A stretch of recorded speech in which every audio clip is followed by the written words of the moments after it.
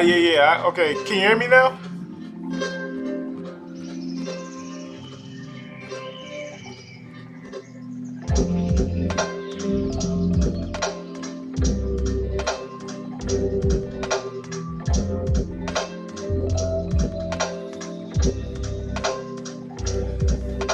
Cause I think I don't know why my microphone was off, but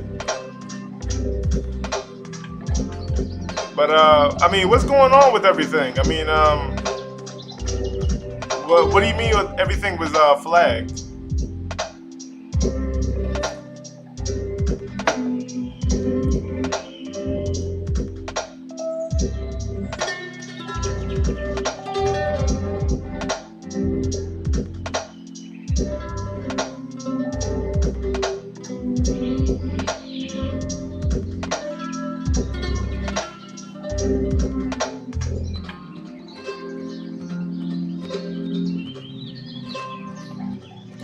Oh, we still jamming. We still jamming.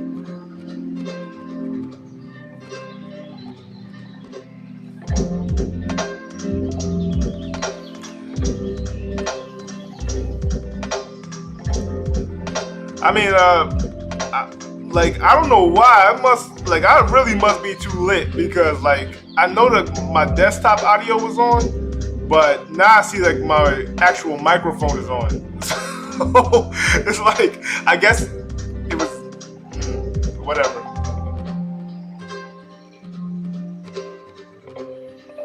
So what does that mean? Because I mean, like I don't know what that means. So I mean, like I would really like you to like explain that to me, like so I can have like a better understanding.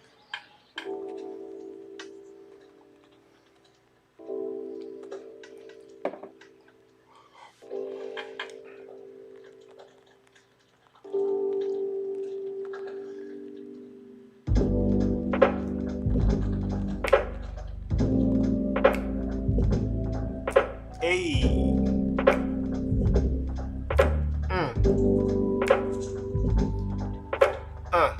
living in this world, looking for that beautiful girl that could be the one that gives me everything and I want. Looking at me, I can't front. I can be the brunt of the joke, but if you look at me, I can speak beyond the levitations of your mind that can reach, and we can't see. What's the beautiful like? Oh, okay. Oh, I'm sorry to hear that. Is it in check, or is it like in a position where like you need like a kidney donor? Because my uncle had something similar. Like he had like a kidney disease, and I know he needed like a kidney donor.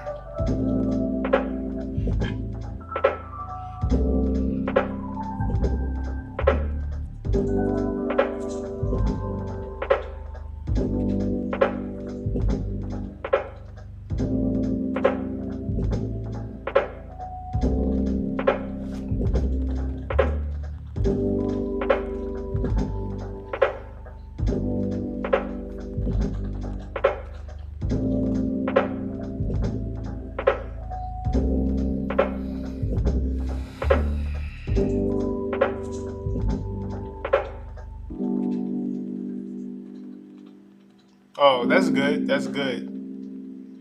I'm glad to hear that. I mean, there's a lot of times, we are all in like kind of messed up positions and we, wish we could be better off.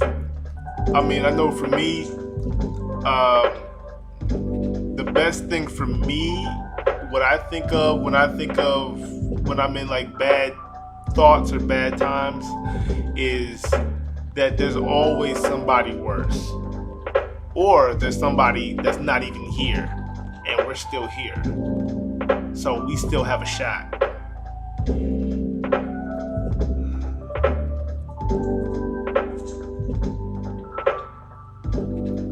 Well, we just hope that you'll go back into remission. You know,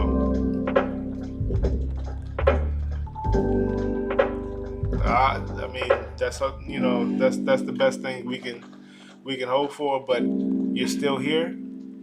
You're still present. You're still radiant. You're still vibrant. You know what I'm saying? People still love you. And go keep fighting. Keep fighting to the end. That's all you can do. We always wish that we was in a better position. Believe me, I do too. I might not have the certain hardships that you do, but we all wish that we was in a better position. And there's always somebody that's worse. And we just have to keep fighting,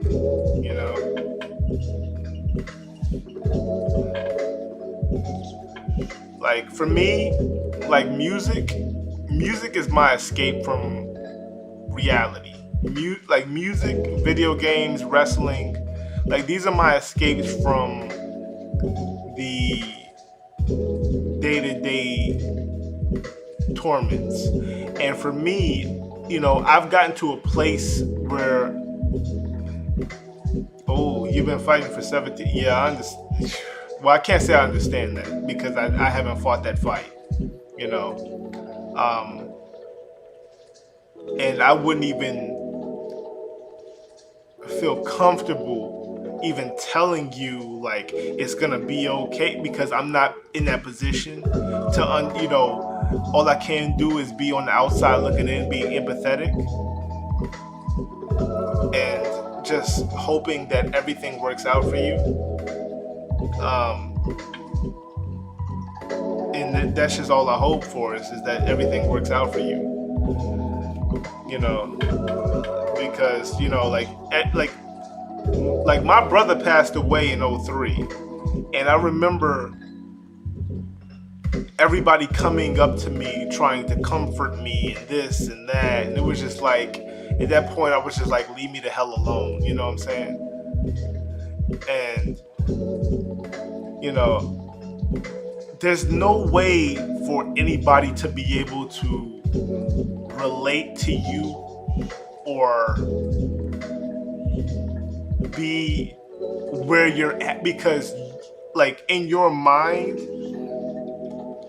you are where you are and you're fighting that fight by yourself. I mean, like, you're always gonna have people that's supporting you, and that's wonderful. That's always beautiful. But when you go to bed at night, you're still fighting that fight alone, and that's hard. And to be able to have the strength to wake up the next day and keep fighting and not giving up, that shows the character of you. So I would say always just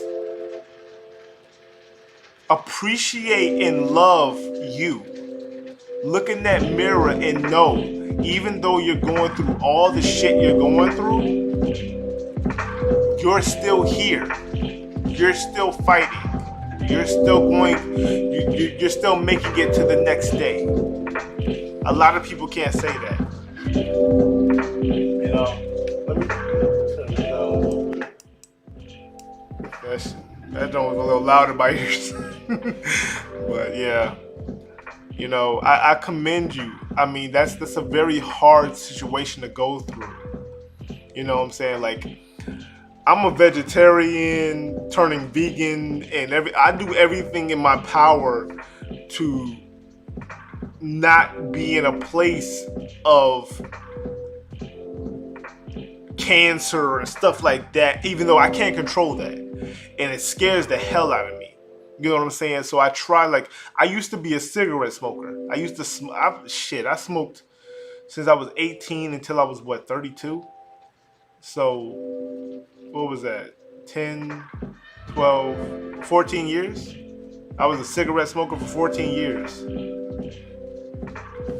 You know, um, I was probably an alcoholic for about 5 of them.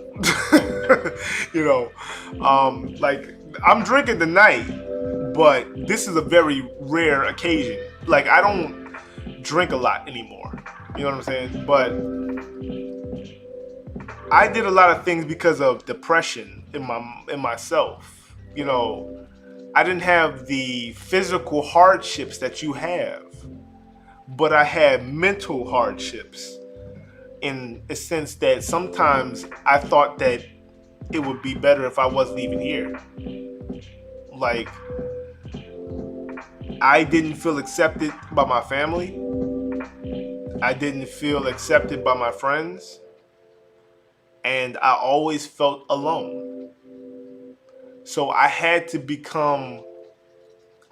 learn, you know, like, even being married.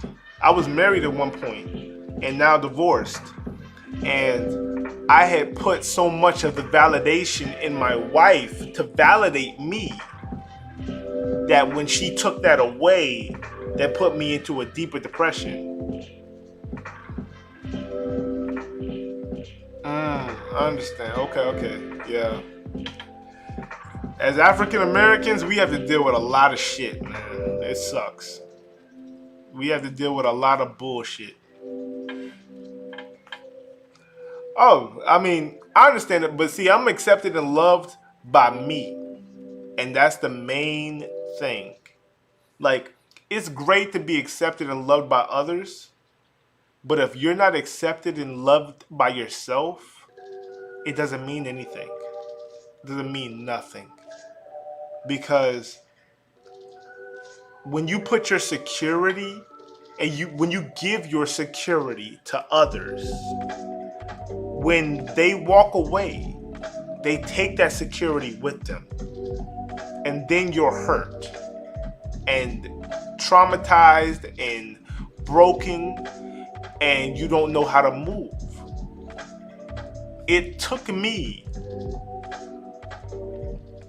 learning how to love myself to be able to go, okay, whether this person is here or not, I'm gonna be okay. You know what I'm saying? Like, my daughter's mother, my ex-wife, when she left, she broke me. Like, broke me.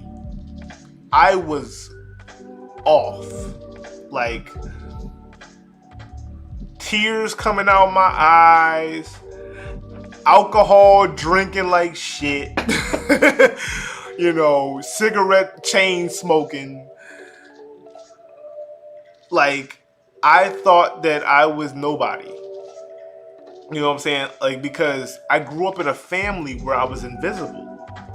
And so she gave me visibility in my eyes because I wasn't confident within myself to be visible in my own eyes. And once she left, and I just had this 1-year-old daughter to take care of, I had to learn how to be visible in myself. I had to recognize myself. I had to stop looking in the mirror and going, ugh, I don't like that. Ugh, that's disgusting. Ugh, you're terrible. I had to look at myself with all of my flaws, with everything I had, and go, I love who I am. And that's hard. That's hard. That's hard for a lot of people. You know, it was hard for me. Like, I'm not even gonna lie to you. It took me probably 5 years to learn that. Like, me and her separated, and then, you know, when we separated, we were still married, but we didn't get divorced for until 3 years later. So, you know, once that 3 years had passed, you know, that 3 years, I still had hope.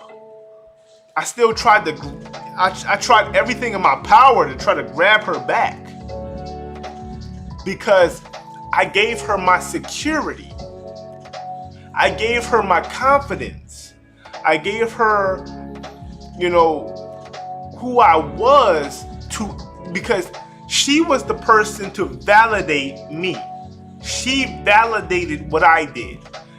She validated my existence, because I had nobody else to validate me. In my family, nobody validated me. My mother went to work and came home and didn't think about us.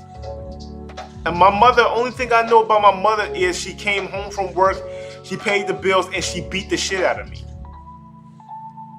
My father was in and out of jail. He was the one person that I thought I could rely on, and every time I tried to rely on him, he was gone. So I grew up with abandonment issues, you know? And so, you know, me and my sister were not close. Me and her are polar opposites. I'm a very relaxed, chill, reserved person. She's a very aggressive, upfront person. So me and her just butt heads.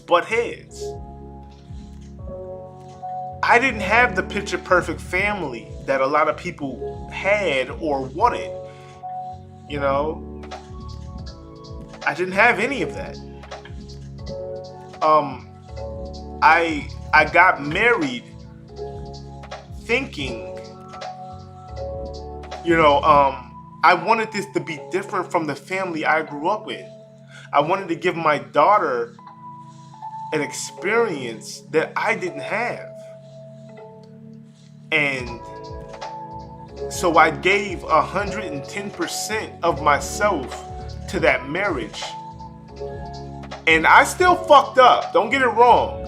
I don't want to make this anything like my daughter's mother was horrible and all of this shit. You know, I did, you know, as much as I wanted the stability and everything, I took her ass for granted. And I chilled, and, you know, I did things. I was lax on shit. I fucked up on certain things. No, I didn't have a strong role model at all. I love my father. Don't get it wrong. I love him to death. But he was not a good role model. He was an alcoholic. He was an alcoholic who got DUIs, who went to jail several times a year. 3 months, 6 months, 8 months. He was the only person I thought was my friend, because everybody else was like fickle.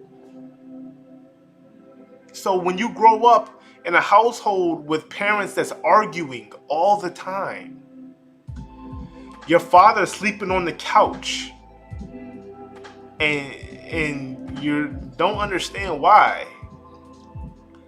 You know, he's drunk most of the time because he can't cope with his own reality. My mother is indulging in her work because she doesn't want to deal with what's happening at home. I was neglected. Yes, it took me until I was 32 to understand where I was. 32. I'm 35 right now. I have had 3 years of understanding. 3 years. And it's sad. It sucks. But it's life. It's my life. And the beautiful thing of it is my daughter isn't subjected to that. I had to deal with that so that she doesn't have to. You know, like I just had a conversation with my sister today, telling her, you know, we was having conversations about, you know, she's getting divorced. And so I'm helping her through her divorce. You know, and you know, I had to tell her about things that I felt neglected on when it was between me and her. And there were certain things I can tell that she didn't want to hear. But she still heard it. And that's growth. Because my sister, if I would have said this to my sister 10 years ago, she would have shut it down and told me to shut the hell up. You know? We definitely broke the cycle. We definitely broke the cycle. It's beautiful. It's wonderful to realize how far you have come. Even with our trials and tribulations, all of our setbacks, to know that we're still here, to know that, you know, we still have a chance to correct it, to make it better for people around us. Because for me, I'm not concerned about how long I'm here. Believe me, in my brain, I want to be here at least until I'm 85. 85, you can cut the cord.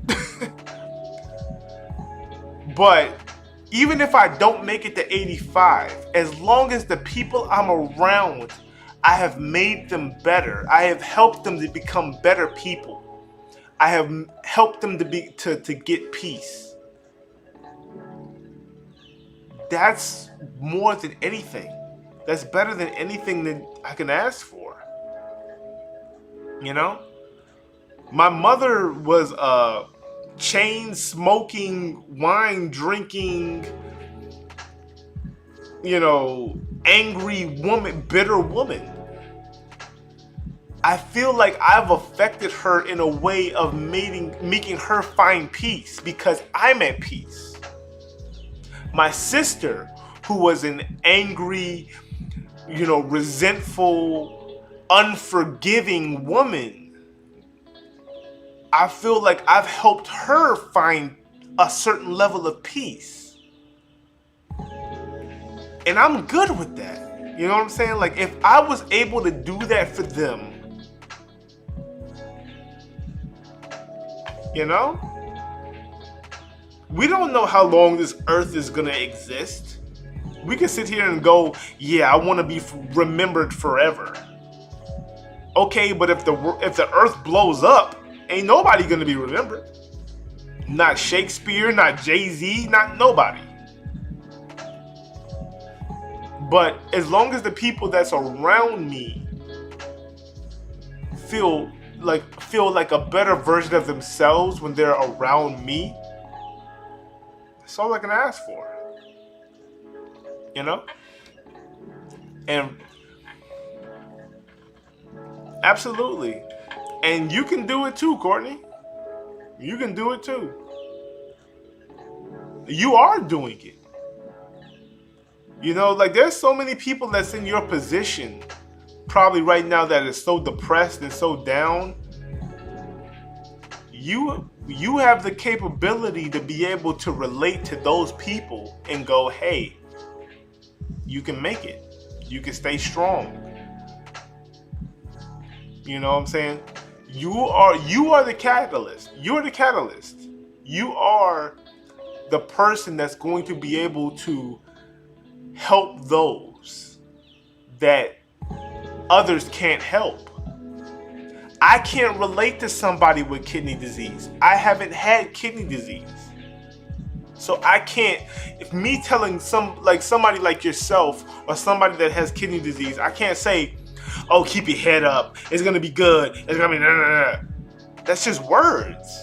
I haven't gone through it. I don't know what they, I don't know how they feel. I don't know what they're experiencing, you know what I'm saying, for me to be able to validate those words. But you do. You have the experience to validate those words. So as long as you stay strong, as long as you stay right, keep fighting, you are going to be inspiration to a lot of people. A lot of people that's around you. You know? Don't ever give up. Don't ever feel low. Don't ever feel, like you're less than, that you're not normal. You are. You are fine. We're all going through some shit. I might not be going through kidney disease, but I'm going through family shit. I'm going through other shit. Like, we all going through. And we just have to help in the category that we can. So, like I said, like, I can never tell anybody, like, I can't tell a cancer patient, keep your head up, cancer will get better. Like, that's like, really? Like, come on. Like, a cancer patient can talk to another cancer patient and go, I'm dealing with this, and this is how I'm dealing with this, and maybe this will help you. And that will resonate. And that's why I always hated when people try to jump in a lane that they can't. They're not meant for. They're not in. Don't jump in a lane you're not in. Because now you're just trying to, you're just trying, I don't know, I don't know if they're trying to make themselves feel better by thinking they're helping somebody. But, like, even when my brother died, like, people talk, oh, I'm so sorry for you, I'm so sorry for you, I'm so sorry for you, I'm so sorry for you. Okay, yeah, that's cool. But at the end of the day, I kind of want you to shut the fuck up and leave me alone. Like, I don't want to keep hearing this because it just keeps reminding me, and it keeps putting me back in that place. You know what I'm saying? Like, I don't, like, I even had this conversation with my mother. Like, I think that people like to, people try to be empathetic, but sometimes there's a point where you don't need to be empathetic. You just need to back down and just shut up and just let people deal.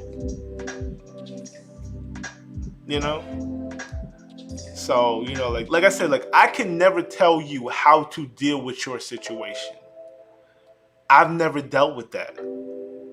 You know what I'm saying? So I'm never going to try to be ignorant of your situation.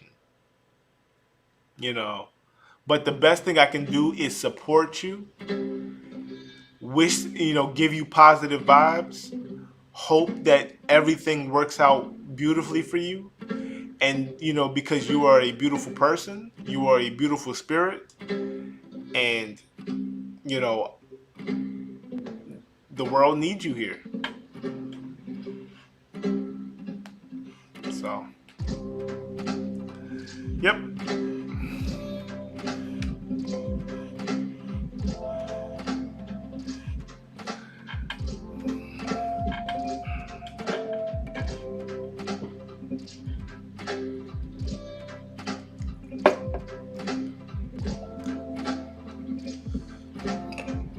Hey, if you ever need a friend, I'm right here. I tell everybody, my phone number doesn't change. If you need somebody to talk to, need somebody to vent to,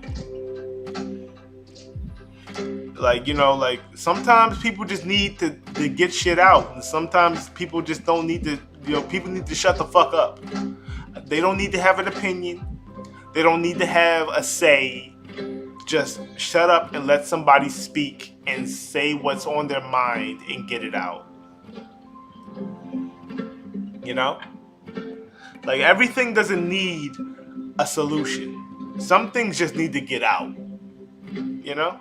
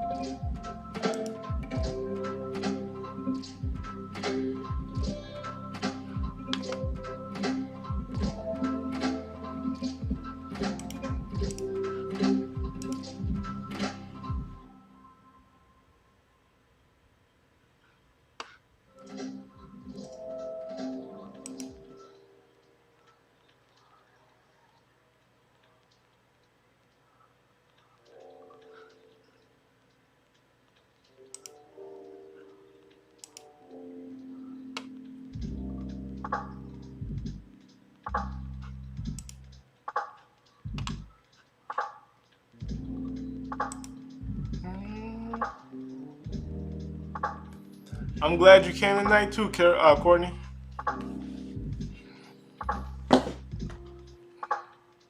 I'm gonna try to do more of these. Um,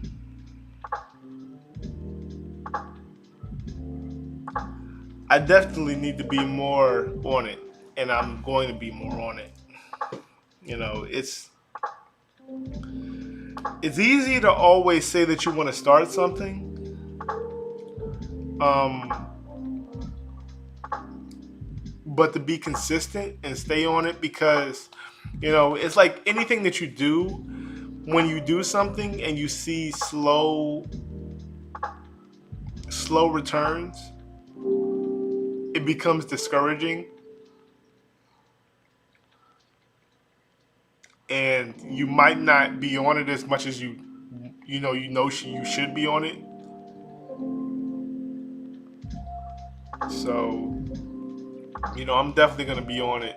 Like I know I gotta be on it because I know that I have a talent, I have a gift, and I have to use it. So I appreciate it. You're awesome too. I appreciate that. Believe me, there's a lot of people that that need to hear that type of stuff to know that that they're loved, that they're awesome, that they're great, because not too many people will tell them. You know, there's always that saying, give people their roses while they're here, because we always tend to wait too long and give them their roses when they're dead. So it's just,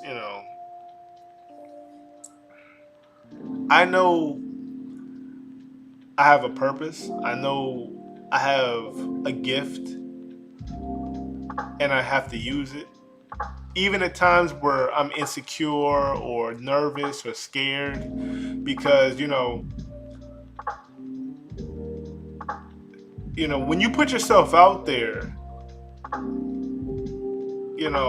you put yourself out there to the world to be scrutinized, to be criticized, to be judged. And it's hard. That's hard for a lot of people. When I like to say that, like, it doesn't bother me too much, but every now and again it does, because I'm human. Like, if somebody says that, you're stupid or you're ugly or you're blah, blah, blah, a lot of time, you can shrug it off, but at some certain times you see that and it hits you. If it hits you if you see it at the wrong moment, you hit it and it discourages you and it throws you off and it puts you down. And so for me, I just need to be more on it, because I know, like I said, I grew up in a time where I grew up in a family in a time where I felt like I was invisible. So for me to be like here, what I'm saying, it can be kind of like, wow, people want to see me, like people want to hear me, people like me, people like think that I'm cool, and I feel in myself that I'm cool. But for other people, like for acceptance, because when you come from a family like myself, when you come from a family of neglect, you're looking for people to validate you. It took a long time for me to validate myself. And now for people to say that I'm cool or I'm dope, or, they like to see or hear from me or whatever, it's still kind of like, wow, because, growing up, I never felt that, and, it is. Thank you. I appreciate you, Courtney. I definitely appreciate you. So, yeah. It's definitely a difficult road.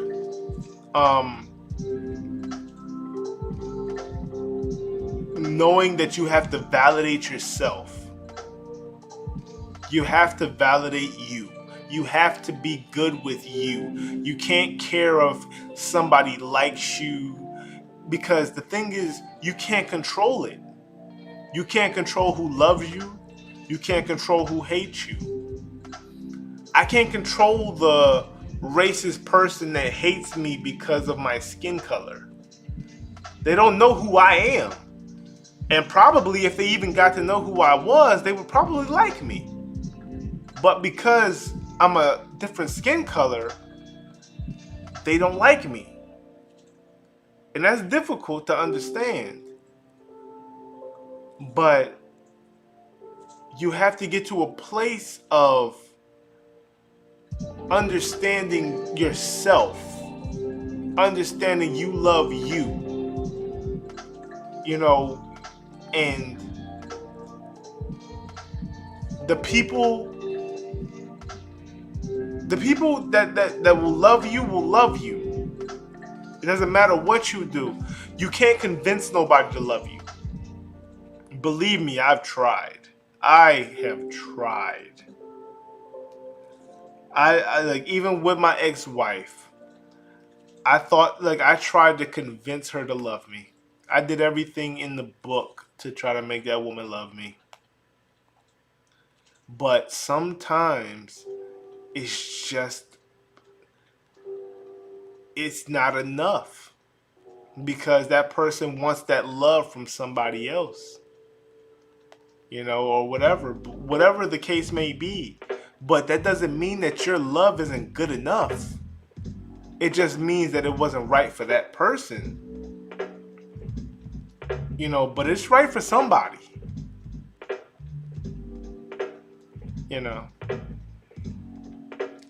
For me, I choose to love me, and I choose to love somebody that loves me for me, not for who I can pretend to be to make them happy, because I've done that a few times. I have done that a few times where I have conformed myself to fit into somebody else's life just to be accepted. That will not grant you happiness. That will only grant you temporary companionship. You know? Oh, absolutely, absolutely. Oh, there's definitely somebody out there waiting. You know? Nobody is wrong. Nobody's completely wrong. Like how they feel and how they want, and how they are. Nobody's wrong. That's just how they are. So like the people that anybody that was in a relationship that didn't want me, I don't hold them in any ill will or any anger or any it was just what it was, and I hope that the same goes for the women that I felt weren't right for me. Even though I know there are a couple of girls that kind of hold hatred towards me, even though I didn't do anything per se wrong to them outside of breaking up with them. But it is what it is. The right person is the right person. That right person is going to make your life easy. That right person is going to be in your life because they want to be. Not because you're forcing them to be, not because you manipulated them to be, not because you guilted them into being. They're going to be there because they want to be there. And when they are there, we have to be accepting and understanding that they don't have to be here. So we have to be appreciative of those people. So the people that are in my life that accept me for who I am and love me for who I am, I'm appreciative of those people. Not reliant on those people, but appreciative of those people. I will be right back.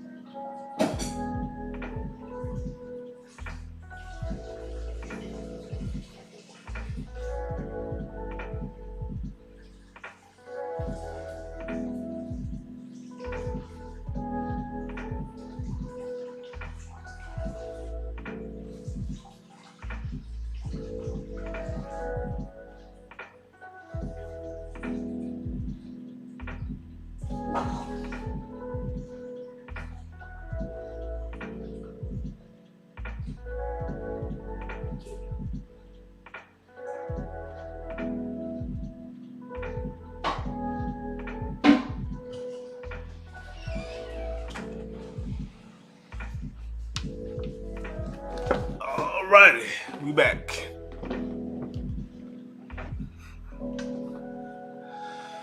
Yeah, man. So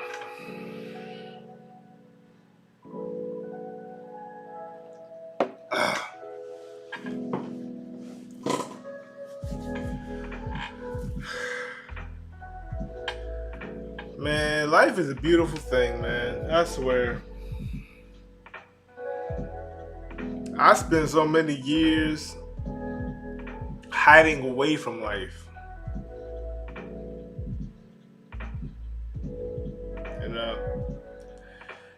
You know, and I think that's probably why I encourage my daughter so much to do things, because I feel like there were so many things there were so many opportunities that I had that were wasted because I was so hurt. I was so in myself. I was like so in pain. Like, I've missed ski trips. I've missed out of the country trips because I was hurt. I found an excuse. I found an excuse to not go. I don't have enough money. That was a lie. Oh, I'm not feeling good. That was a lie. Oh, I gotta work. That was a lie.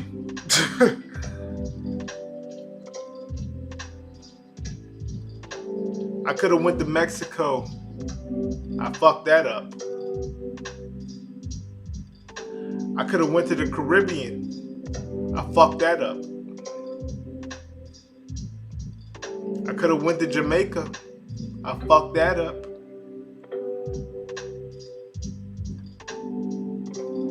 I did all of that because I was too bitter. I was too angry. A lot of those trips were family trips, but I hated my family. So I chose not to go. Thought it would be better to be alone. And it sucks, but it's good now because I don't make those same decisions I made then. I made a lot of those decisions out of anger and bitterness. I didn't even go to my own sister's wedding in the Caribbean. My excuse? My family, my mother was going to fuck it up for me. If I went on vacation, me and my mother were going to get into some type of altercation where it was going to ruin the fucking trip for me. Not thinking this trip wasn't even fucking about me. This trip was about my sister. This trip was about her wedding. I missed it. And I felt bad. She held that over me for, she never let that go. Until recently, because she's getting divorced now. But the relationship we probably could have had to wait 11 years because I made a decision out of bitterness.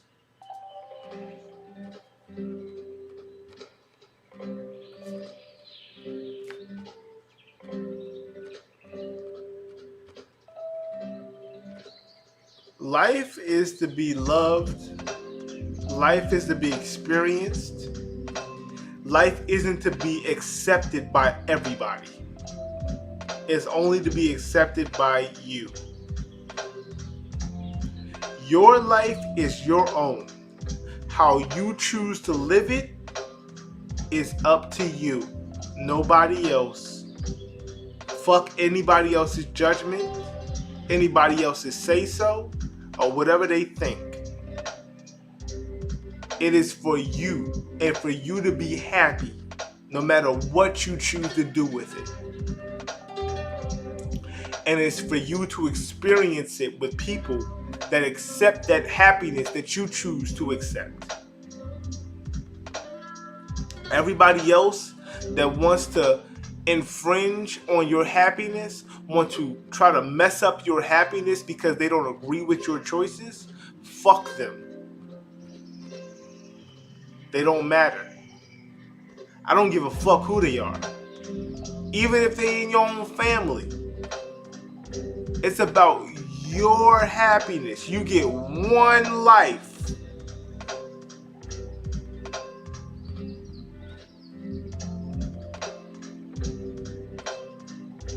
You know? I've changed things with my sister. Me and my sister are good. Me and my sister are in a better place than we've ever been in our entire lifetimes. Me and her spent our entire youth growing up fighting each other. Fighting each other. Whether it be verbal, whether it be physical. We were fighting each other. I have this scar on the top of my head because she smashed a piggy bank over my head. Like, we were fighting each other. You know? And now, we love to be around each other. Now we love to talk to each other and hang around each other. You know? So, life changes. Me and my mother are great now. 2 years ago, I would have told you that there was no hope for me and my mother. Me and my mother did not get along. Ever. At all. There was nothing that we could do to get on the same page. It didn't matter how I tried to change it or manipulate it or move it. We were not on the same page. Me and my mother did not fuck with each other. Over the last year, me and my mother have discovered a new relationship where we are good with each other. You know, so things take time. You know, I know I haven't always been the patient person. You know, I always think that I am patient at times. But, you know, there's certain things that we'll be patient with, and there's certain things that we won't. You know, so I know with my family, there was no patience at all. Because I just felt like it should have been. It should have been good from the beginning. But that's not how it always works. You know? You have to wait. Sometimes you have to grow. Sometimes you have to wait for others to grow. Sometimes you have to just grow together. And that's just life.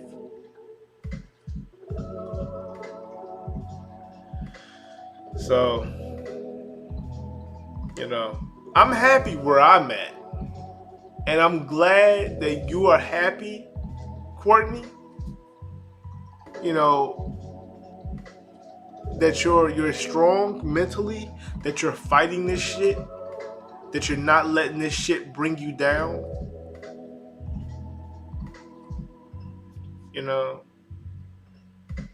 because there's so much bullshit going on in this world, in this country, where it's easy to just get discouraged. It's easy to just shut down. It's easy to say, fuck it. I don't want to deal with this anymore. But it shows character. It shows true strength to the people that can go, I can deal with this and keep moving forward. You know? You have that strength.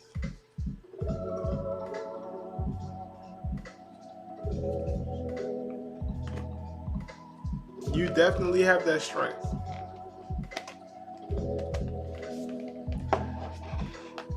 I have that strength. Sometimes I have to remind myself that I have that strength, you know. But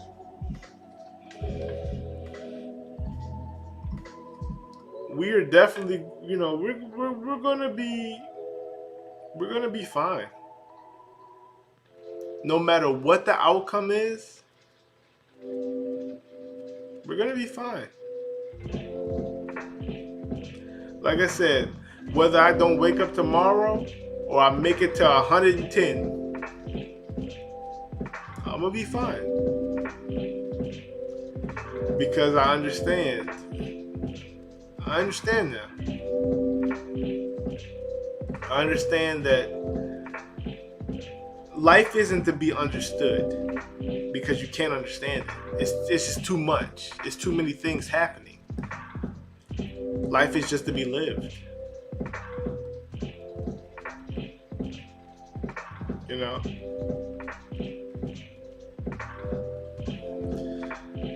Life is just to be lived. And whatever mistakes we make, that's just part of the life. Whatever success we get, that's just part of the life. Hopefully we get the success we want before we end the life. But even if we don't get to the success that we, or the goal that we want to, you know, but we still have to be appreciative for the life that we got. You know, so many times I hear stories of children dying, teenagers dying, 20-year-olds dying. And I'm in my 30s. How can I be bitter about that? You know? Like, I try to think of this. Like, I try to think of this, like, logically and be like, there's babies that's stillborn. There's kids that die at 5, 6, 7, 8, 9, 10, 11. I'm scared, you know, because my daughter's 12 and I'm always terrified. I want her to outlive me.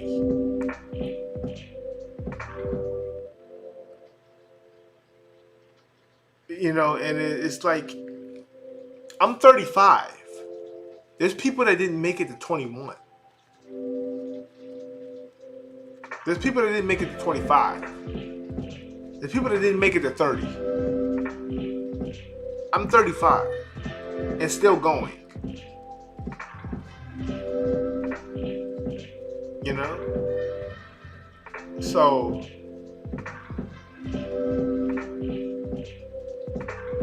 I'm appreciative of the time that I have. And I hope that I have many more years. I would love at least 50 more years. But even if I don't get them, I hope and I pray that I've made enough of an impact in certain people's lives where I can be at peace if I didn't wake up tomorrow. You know?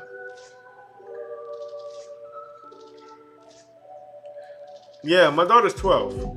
Yeah. Terrifies the shit out of me. You know?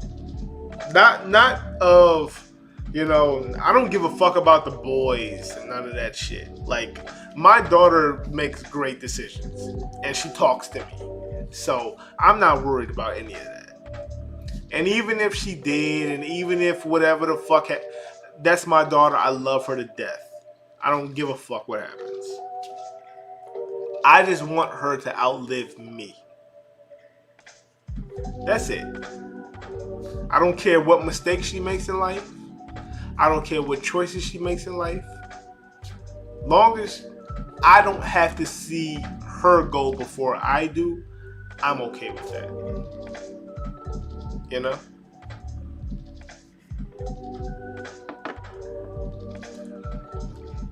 we can't control how we live. I can't control my daughter and how she lives. She's a person. We're all people. You know, like, I'm not gonna dictate how she lives her life. She has to live her life as a person, like how she's gonna live it. You know, the funny thing was when, my daughter was born, I had so many people telling me, oh my God, when she turns a teenager, you better watch out. Oh my God, the boys, oh, they're gonna do this. Look, I can't control that. Like, I'm not going to handcuff my daughter because what is it that most of us did when our parents told us not to do something? We did it because we wanted to find out what it was. My mother told me, don't do it. Why? Because I said so. Well, yeah, that's a great explanation. So now I'm going to go figure it out. I'm going to go find out what it was. Oh, don't leave don't leave the house at 12 because I said so. I'm going to leave the house at 12. I'll deal with the consequences later.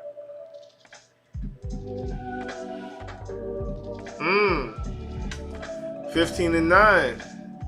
Yeah. They're the future. And the best thing that we can do for them is to be there for them and support them. Be able to be somebody that they can come and talk to, that they're comfortable talking to when they make their mistakes. Because they will make mistakes. How big of a mistake, we don't know. But even when they make that big mistake, we still have to be there for them. I tell people all the time, if my daughter murdered somebody and was in jail, that does not change anything.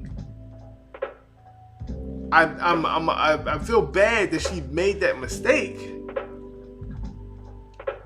But I'm still gonna go up to that prison every goddamn Sunday to see her and to make sure she's okay. Because that's my daughter. I don't want her. I hope the guy that it never happens. I hope the guy that she never has a child before her time, before she needs to have it. But if she does, she will never be cast out. She will never be shunned. She will never be, an outcast. I'm going to love her, regardless of her mistakes.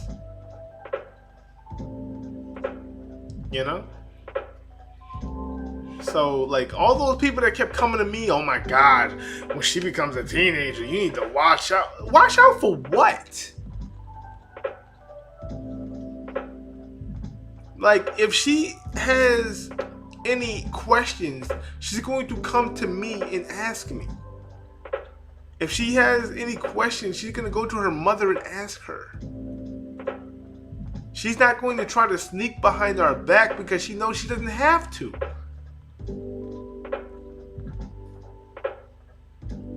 I'm not shutting her down and not giving her a reason. Anytime I ever shut it, like I tell her no, I tell her why it's a no.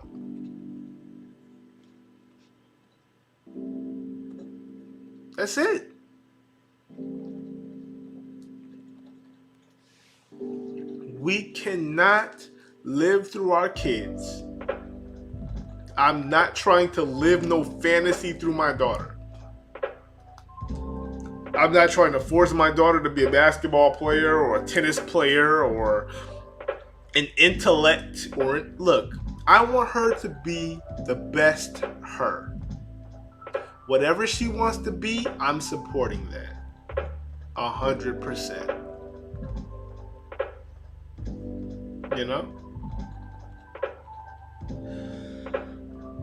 So I think that, we just have to be understanding. And, beyond my daughter, and I'm getting past that, but we just have to be understanding to people in general. We have to become understanding and loving and accepting of people, whatever their choices. Am I homosexual? No.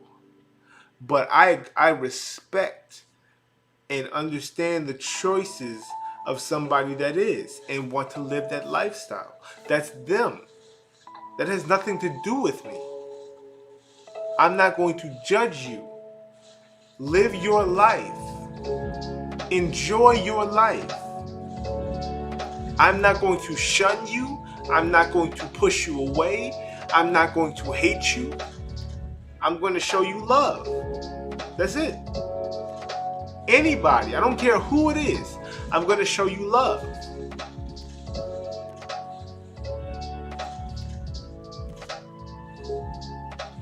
You know?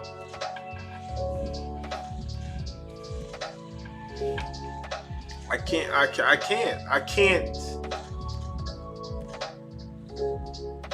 can't demon, like, and I know you know this, Courtney, as being an African American as well.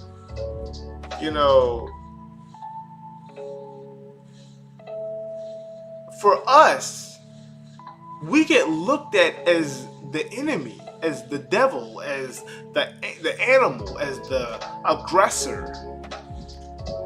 When we're not. We're just people with darker skin and more, textured hair. But for some reason, our complexion makes us more riskier, scared. Like, people are scared of us. And it's just,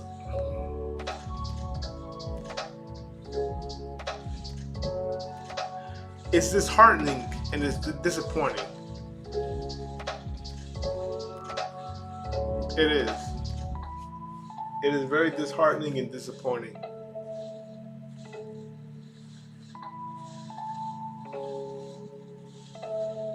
Like, there's so many times, there's so many people that have walked up to me and have gone, oh wow, I didn't know that you were this cool, from, standing, behind, like, away from you, like, you looked like you was angry, you didn't want to be bothered. How?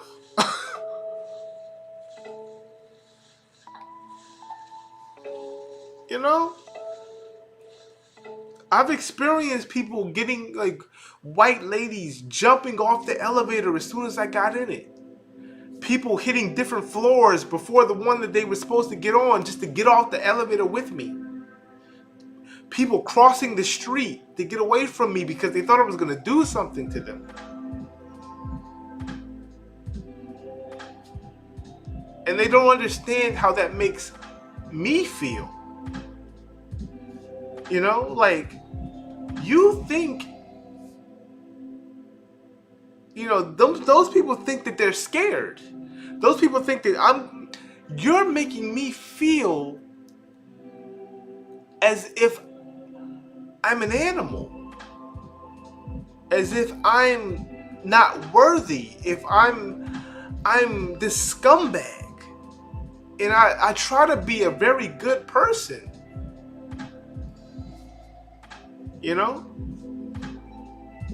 And they don't realize that when they do these things, it makes me feel bad. It makes other black people feel bad. When you cross the street because I'm walking behind you, that makes me feel bad. You feel like I'm going to do something to you. I'm not going to do anything to you. But because my complexion, you think I'm going to do something to you.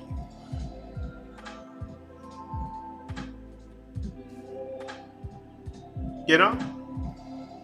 I've gotten in the elevators with people, with women, that as soon as I got in there, they clutched their purse. Like I'm gonna rob them. I get people following me in stores when I have money to spend, but they're following me as if I'm going to steal something. This makes people like us feel less than.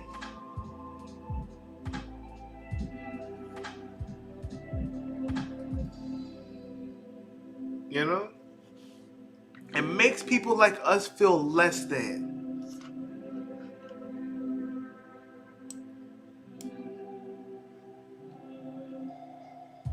You know, it makes me feel less than.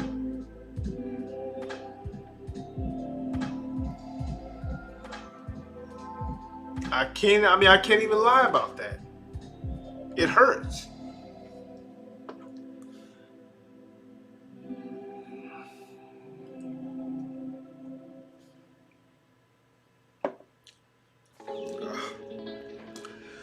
You know, I appreciate that. I know that I'm worth it. I know that I'm worth it. I know I'm worth everything, you know, but it's just when people treat you like that, it makes you question yourself. You know? Like,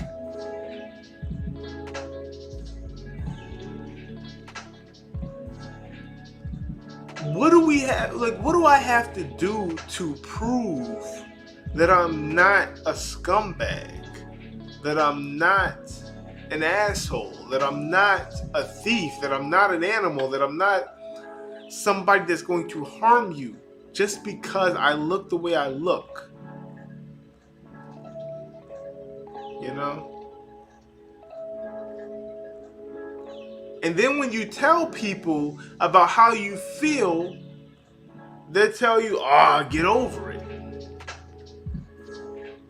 So we're living in trauma. As black men, we're not supposed to cry. We're not supposed to show emotion. We're not supposed to be weak. We're not supposed to be vulnerable.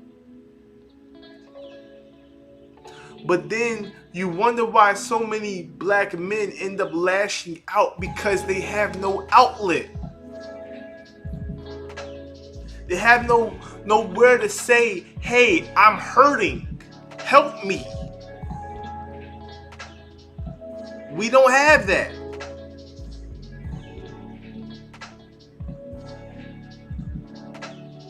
You know? My father told me to hate white people since I was a child. When I learned that all people were people, I mean, certain people are, certain white people are messed up, and there's certain people that are good. There's certain black people that are messed up. There's certain people that are good. There's certain Asian people that are messed up, and there's certain people. Like, when I learned that, it kind of caused friction.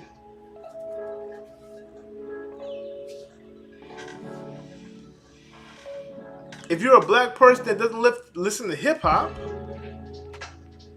it doesn't like basketball, you're not black. Now, I mean, of course, I love hip hop and I like basketball, but I've seen other black people go through that. I was even one of those people that used to judge them because of the way I was brought up. I would think that they were less black because they didn't like hip hop and they didn't like black culture. They gravitated to the whiter culture. Oh, you're less black now. No, you're still black.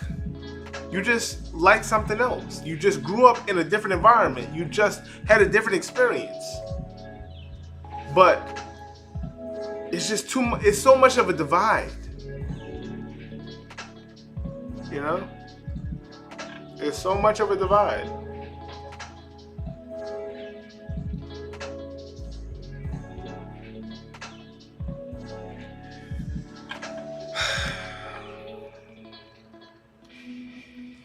I'm hoping we get it together, man. We have to unify.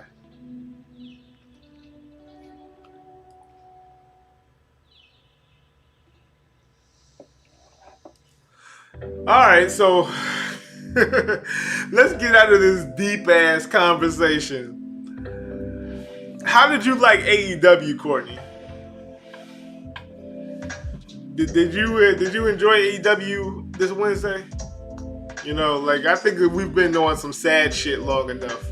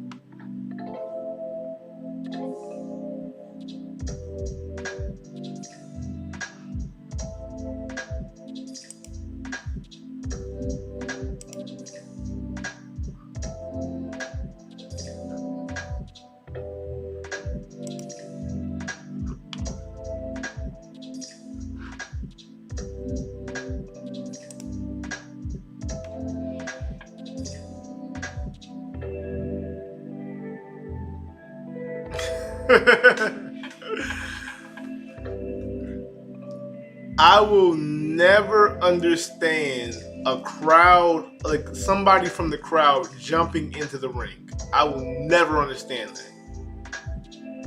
Like, I'm not even understanding of what they expect from that. Like, that's like somebody going to a concert and just jumping on straight. You're getting thrown off stage. Like, why would you do it? Like, you're gonna mess up the show and you're gonna look like an asshole. Like,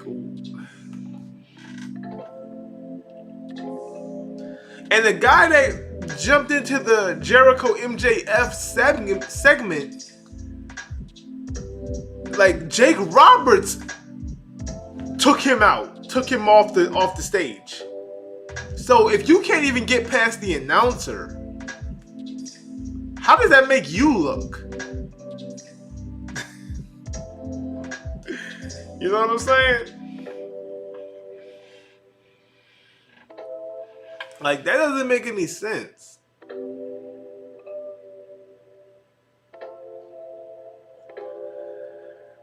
Like, these people need psychiatric help. They need therapy. Why the fuck are you going to run up on stage? Like, you think that there's not 1,000 security that's not going to beat your ass before they throw you out of the building and then ban you from the building? You'll never be able to go back to the building. Like, or not even the building. You're not even going to be able to go back to the event with the company they're involved. They're going to ban you for life. Why would you do it? It makes no reasonable sense.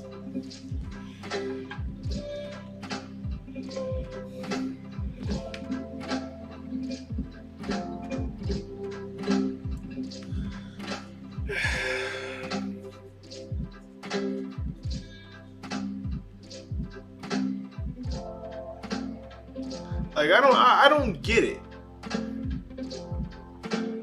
Those people are idiots. If you run into a wrestling ring, these people are trained athletes. They will whoop your ass. And if they don't whoop your ass, the fucking security will whoop your ass. And then they will throw you out of the building, and you will never be allowed to come to another event again. Why would you do it? If you want to get close to them, go to the meet and greet. Get an autograph. Get a picture. Running up in the middle of a show is gonna do nothing but get your ass whooped and banned from the show. That's stupid.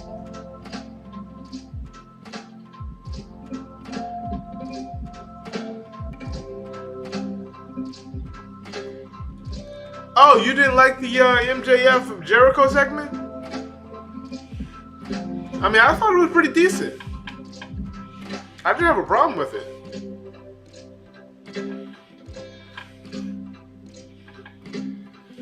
Yeah, like I definitely did not have a problem with it.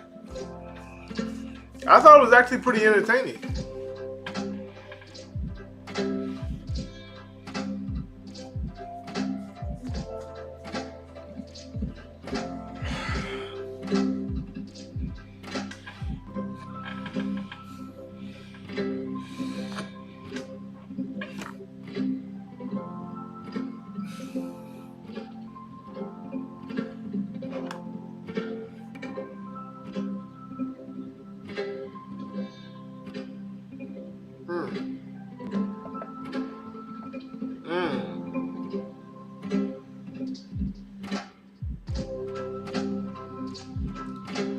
Well, those are two major stars, but I mean, well, who do you like in AEW? Who's your favorite star, Courtney?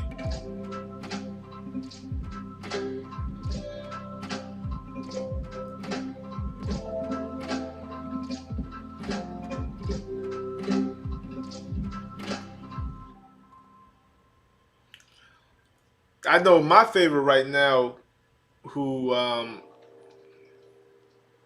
I'm definitely looking forward to doing like very big things, is Powerhouse Hobbs. That's my guy.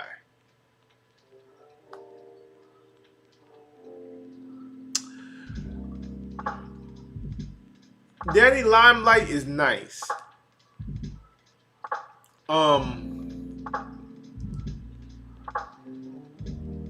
They definitely should sign him, but I wouldn't expect him to do anything huge for a couple of years. Because they have too many stars ahead of him, like when it comes to like titles, like the TNT title. You know, Miro's got that for a minute, and then after him, it could be Malachi Black. It could be Scorpio Sky. It could be Ethan Payne. Like, they have too many people ahead of him. And championship-wise, of course, you got Hangman and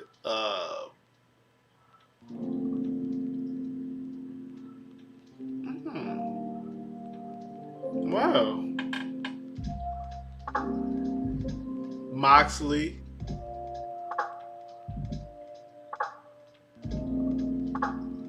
Miro, if they take the TNT title off of him. Scorpio. Powerhouse. Like, they have a lot of people in front of Danny Limelight that he's not going to be. Yeah. Gun Club is cool. I can definitely see, like, I really think that AEW needs to bring in a trios title. That would be a big game changer. A trios title and a women's tag team title. Those are two things that need to happen in AEW. That trios title would be great, and you could have the Gun Club have that. Nyla Rose is amazing. Love her. Sting, always great. Orange Cassidy. I'm not the biggest Orange Cassidy fan, but I understand why people love him. I love Red Velvet. I love Murder Hawk. Matt Hardy is that dude. Big Money Matt. Like AEW has so much talent. It's almost like there's not enough belts to go around.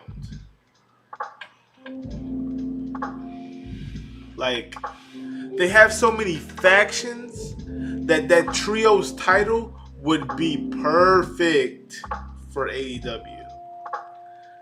And then they have, if they sign a lot of these women, a tag team women's division would be beautiful. Because I feel like they should sign Willow Nightingale. I feel like they should sign Ashley what's her name? Ashley it's the Santos or DeVille or something like that. I don't know.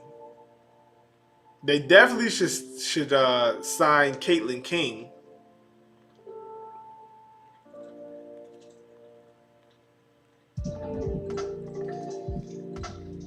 There's another person, Rika something. I can't remember her name. The Samoan lady. They should sign her.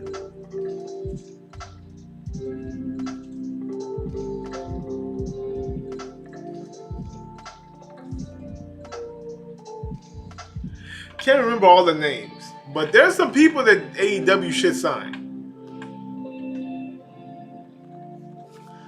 Ashley Nova. I can't remember her. Give me a second. Let me look up Ashley Nova.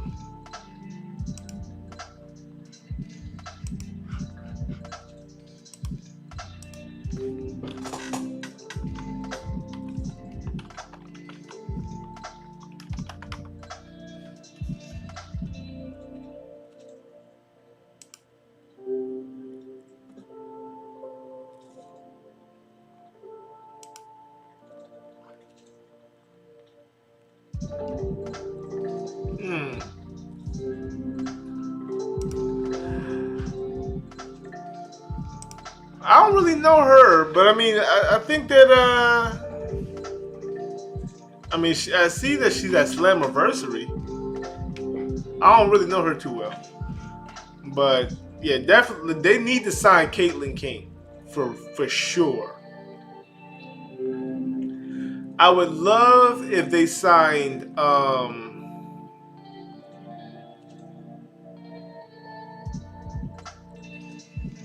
my girl Roche Chanel. I would love if they signed her. Like, she has such a charismatic personality. Like, she would bring some charisma to that women's division. Because right now, I mean, like, it's great that it's all serious, but you got to have some kind of dynamic.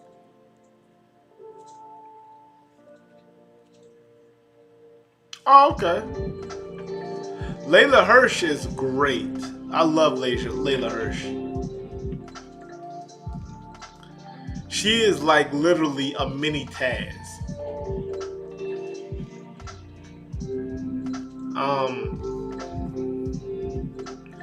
But I love AEW as a whole. Like, they make everybody look impressive. Like, they make everybody look like they're formidable.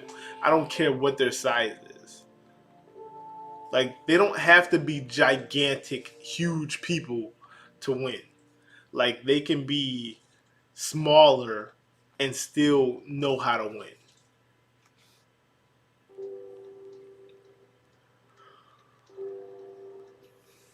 Oh yeah, AEW is definitely my love. Like, I grew up watching WWE. I've been watching WWE since I was 5 years old. I'm 35 years old. That means I've been watching that shit for 30 years. And over the last 20 years, that shit has been ass.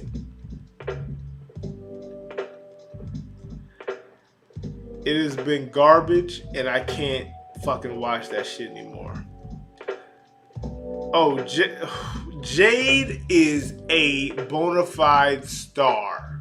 That woman needs to be champion. You know, let Britt get a couple of more months in as champion, establish the championship some more, like Sheeta did.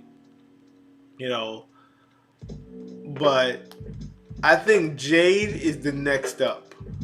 Jade is the next up to get that title. Like, she looks like a fucking superhero.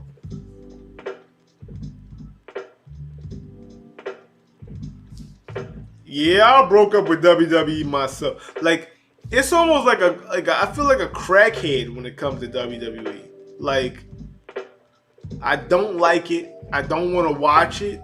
But at the same time, I've been watching it for so long, I have to see what's going on. Like, and every time I see what's going on, I'm like, yo, this is fucking stupid. But I can't help it. Like, you know, some of my favorite stars are in WWE. You know, Shelton Benjamin, Cedric Alexander, Keith Lee, Shane Strickland.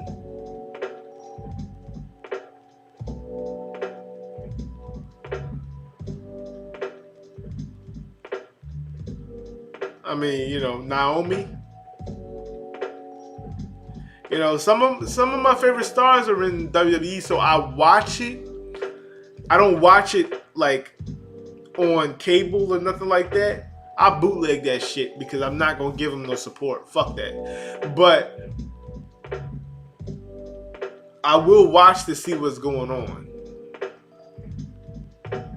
Mia Yim, I love her too. But I mean, it's like, that company is ass. I hate that company. I hate Vince. They are the worst shit that ever happened to fucking wrestling. The worst. Jade versus Nyla Rose. That's gonna happen. Jade is a beast. Jade is definitely a beast. Like, she's getting that title.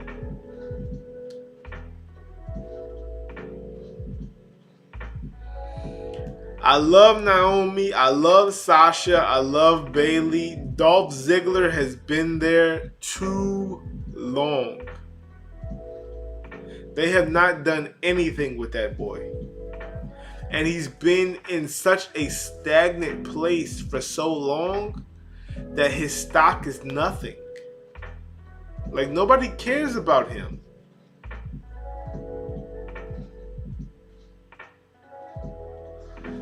Keith Lee, they just took him off of TV, and so did they did the same thing to me and Yim.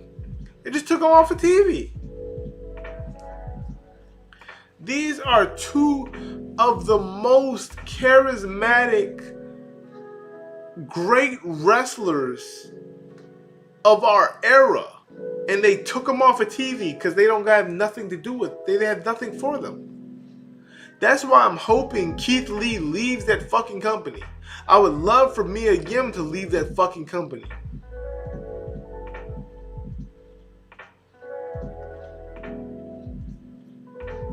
You know? Britt is a great, you know, is a great competitor. And, you know, I don't know what she's going to do with the championship yet. Right now, I mean, she's over as far as the crowd. But when it comes to her matches, like, I feel like her and Sheeta are the complete opposite. Like, Britt is over because of her promos. Sheeta is over because of her matches. You know what I'm saying? So I don't know how that's gonna play out. I mean, Britt is a good competitor, but she hasn't shown me a match where I go, oh my god, like, yeah, that's why she's the women's champion. Like, it's always been, oh, okay, that's cool.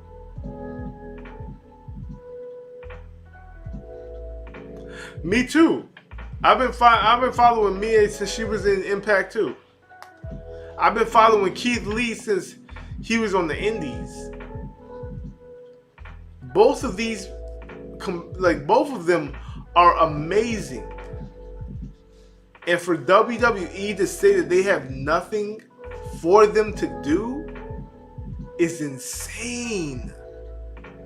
You have something for Carmella to do, but you have nothing for Mia Yim? Are you tripping? You know what I'm saying? Like, you have R-Truth running around for the 24/7 booty bullshit ass title, but you have nothing for Keith Lee? Are you tripping?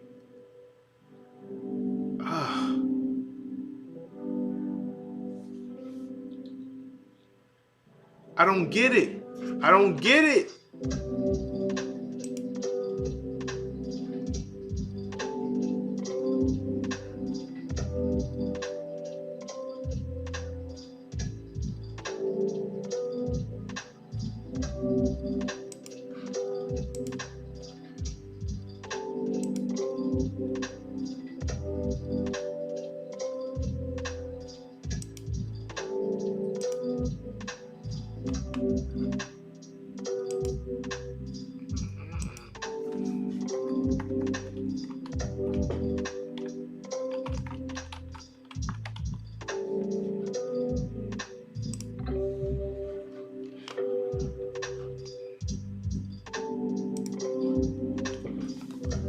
I don't know, man.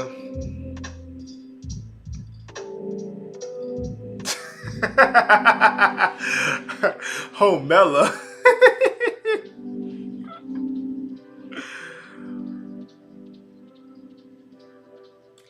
Don't get it wrong, she's a good competitor. I mean, but she's a blow up. She's a blow up doll, like, to me. I mean, there's just too much fakeness on her. Fake lips, fake fake It's like,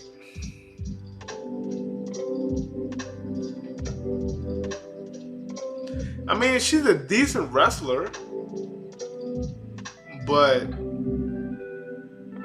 I mean, champion?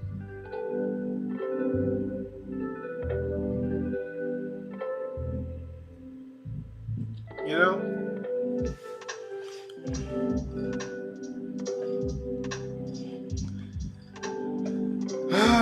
What can you do? What can you do?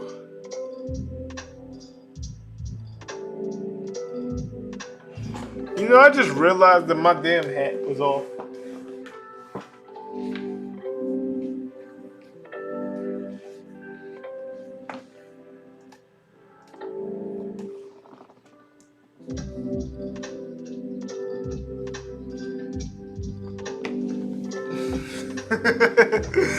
I just realized that damn hat was down. I took that joint off like a second ago. I don't know why.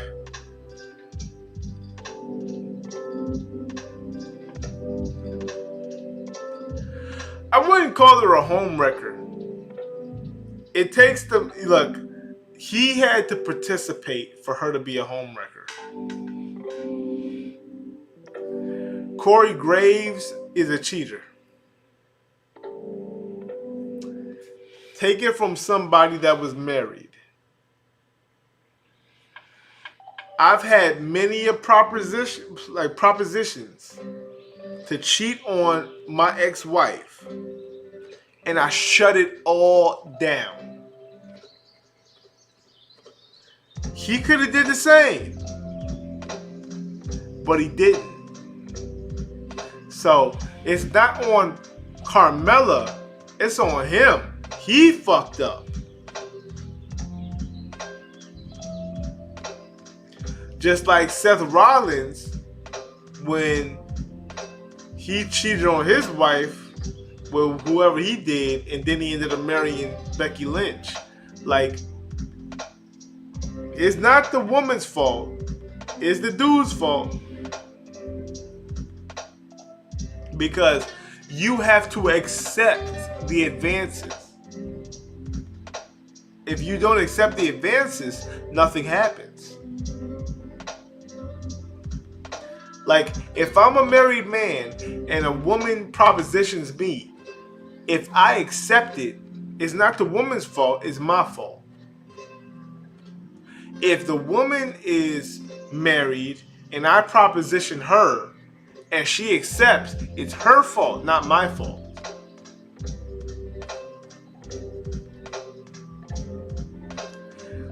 Corey Graves, that's his fault. And Seth Rollins, that's his fault. They both cheated. They both did wrong. That's not the woman's fault. I don't blame them. Because all they had to do was say no. They could have said no.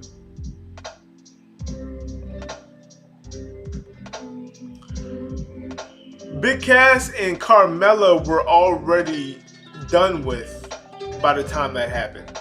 So I don't feel bad for Big Cass.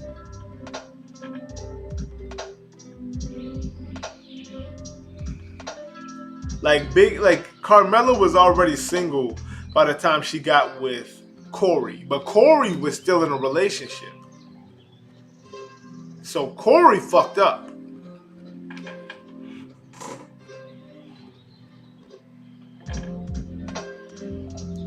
Because Corey should have said no.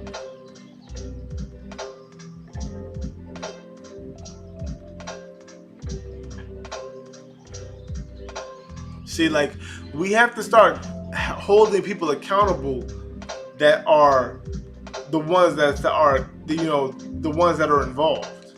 Like I said, if I'm married and a woman propositions me, it's not the woman's fault for propositioning me.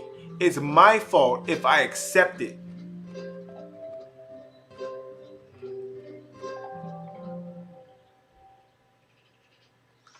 I don't give a fuck if he has seizures or not. He accepted it. That doesn't garner no sympathy in my book. If you accept what happens, you are responsible. You have to be held accountable.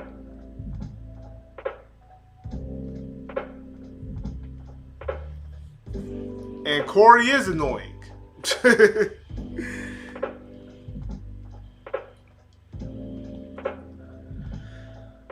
Yeah. It's just what it is.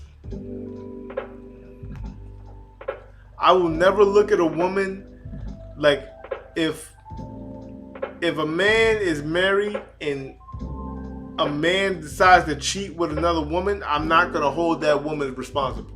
I'm holding that dude responsible. Dude, you shouldn't have cheated on your wife.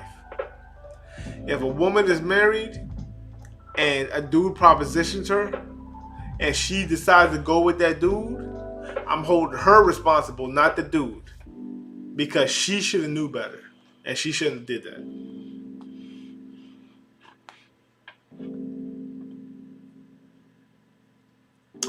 Oh. Yeah. I mean, Big Cass, he was on a lot of shit though at that point. Like at that time, I think he was doing drugs and all type of shit. So I mean, I feel bad for that, yeah.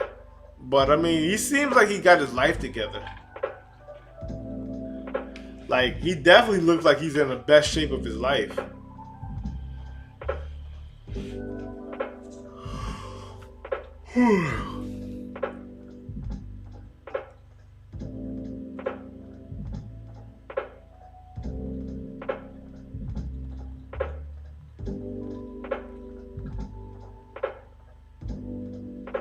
Well, she should. Because, I mean, you know, she's been released. I'm a little nervous for her because somehow she just keeps getting injured. So I'm hoping that she stays healthy.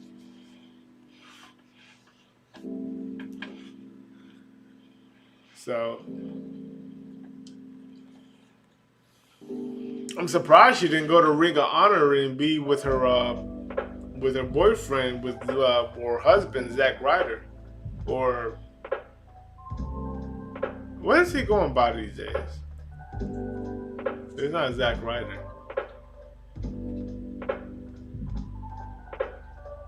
I can't remember what name he's going by.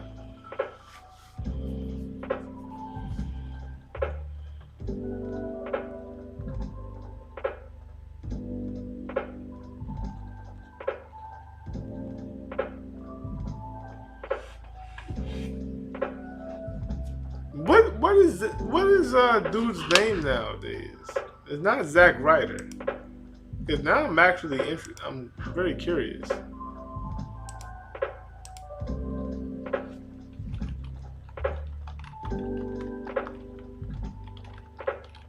Oh, Matt Cardona. Yeah, that's right. Matt Cardona. Yeah. Matt Cardona. Yeah. It would be like, but it's for me. It's the same as like I was hoping that Thea Trinidad went to AEW with her husband. I don't know why the fuck she went back to WWE and became Zelina Vega again because she's not going to be shit again.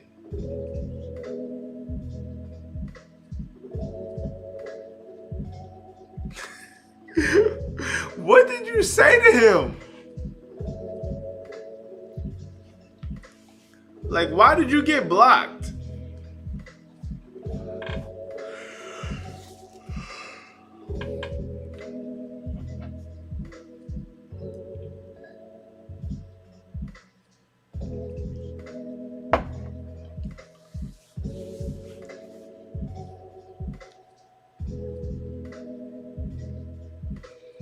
Yeah. But I mean, wait. Why did you get blocked by Matt Cardona?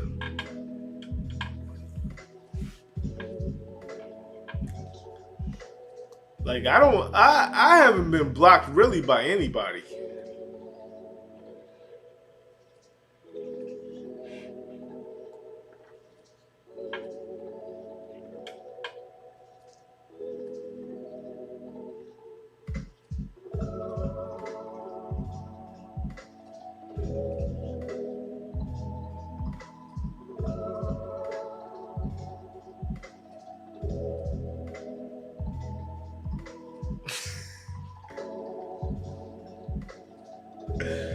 Mojo Rawley? Really? Nah, Mojo Rawley wasn't a better wrestler, but damn. Even though that shouldn't have gotten you blocked, he must have been in his feelings or something. Because, I mean, that's just an opinion. That's not like you were disrespecting the man.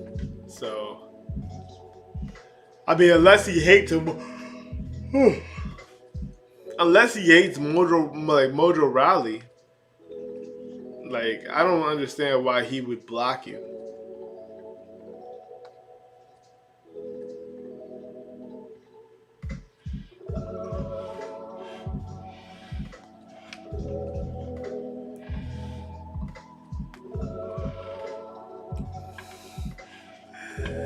Hey, it is what it is.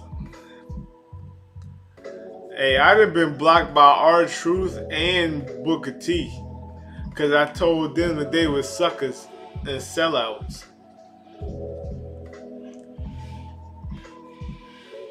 You know what I'm saying? Like, I called out Booker T when he was going at Naomi, when the whole Naomi deserves better trend was going on. And he decided to try to shit on Naomi. And I said something to him and he blocked me. And then R-Truth, I had a problem with him acting like a damn goof and representing us wrong. And he blocked me. But you know, it is what it is.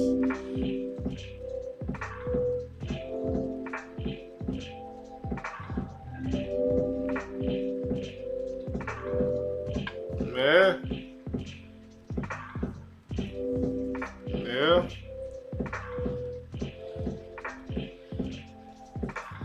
Like I will never be able to tolerate a black person discrediting another black person.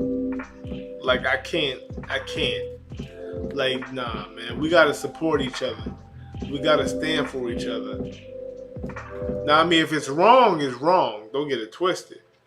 But if it's if we just trying to survive and live and try to grow, we gotta support each other. And for Booker T to shit on Naomi the way he did, fuck him. And for R-Truth, who used to be somebody that we could look up to and be that type of champion, and now he's just a freaking jigaboo, like dancing around for the white dude. Like, nah, I can't fuck with you.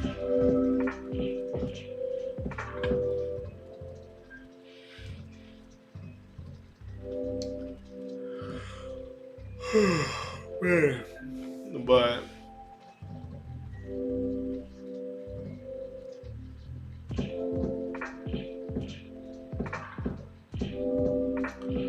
who do you want to see become AEW champion? And I mean outside of Hangman, because we all know that Hangman is going to be the next champion. Who do you want to see be the next champion to dethrone Hangman?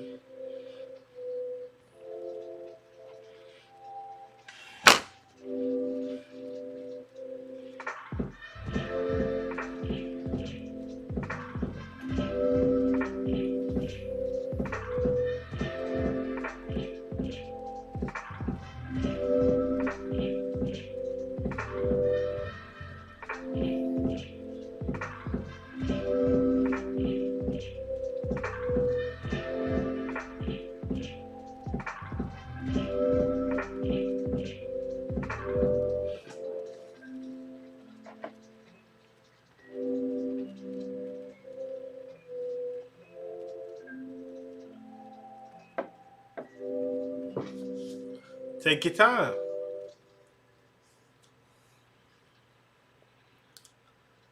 Who do you want to see be champion, like, to beat Hangman for the title?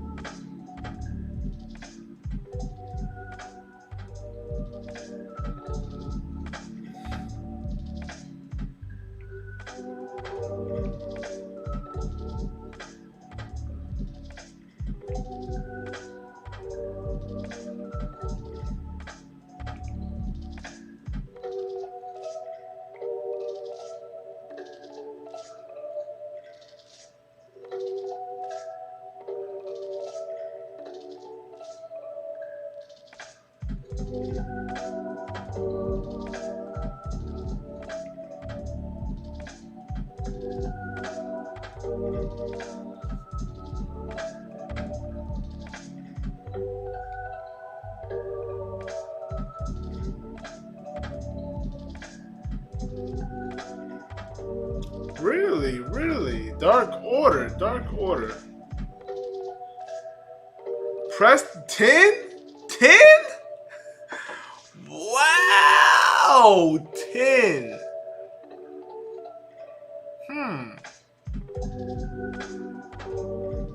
That is not somebody I would have thought at least John Silver. Wow, 10. I personally don't see 10 getting the title no time soon. But that's an interesting take. I can see I can see 10 or John Silver getting the TNT title. But the world title? I mean the world title. Nah, I don't see them getting that. But I could be wrong. I don't know.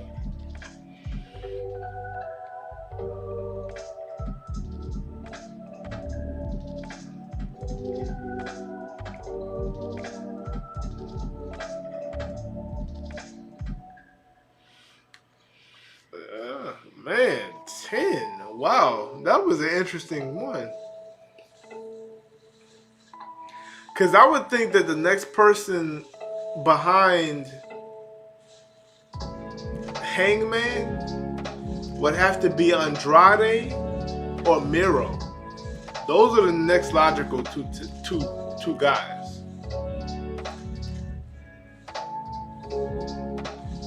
Or even Black. But I mean, I think Black might even get that TNT title. So Miro might graduate from the TNT title to the world title. And then you still got Lance Archer. I don't know, man. That's wild.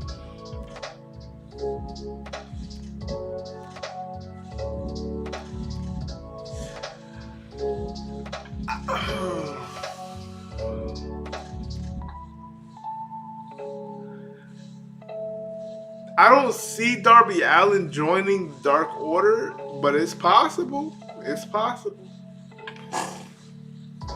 I don't know. That's an interesting one. Darby Allin to the Dark Order.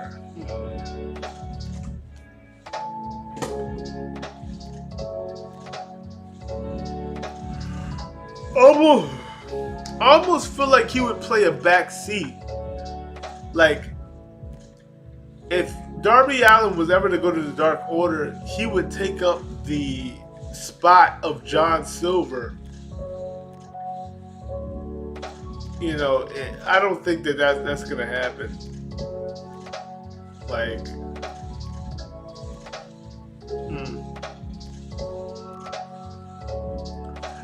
Murder Hawk is going to eventually be TNT TNT champion. I guarantee you.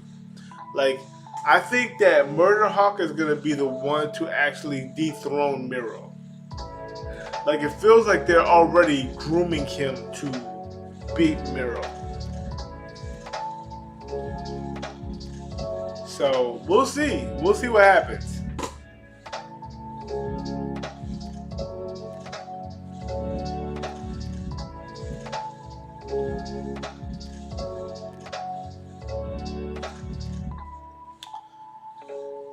Oh, man. But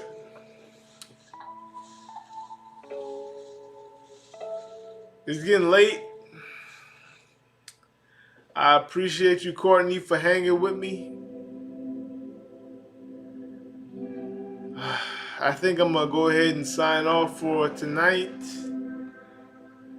And I'll probably be back on tomorrow. But right now, I think I'm going to just listen to this music, drink the rest of the drink, fall asleep. So you have a great night. I hope that I can be somewhat entertaining. And I definitely appreciate your support. So, yeah.